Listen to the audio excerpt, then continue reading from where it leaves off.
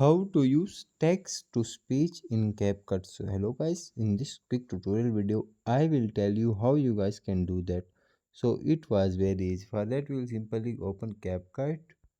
Once you open that, here you guys will simply click on new project. Now select the project, pick anything you want to select. After that, wait for some seconds. Now here you guys will simply click on text. Now here you guys will see add text auto caption sticker, but you will simply scroll on left. Here you guys will see text to audio, so simply click on that. Now paste your text.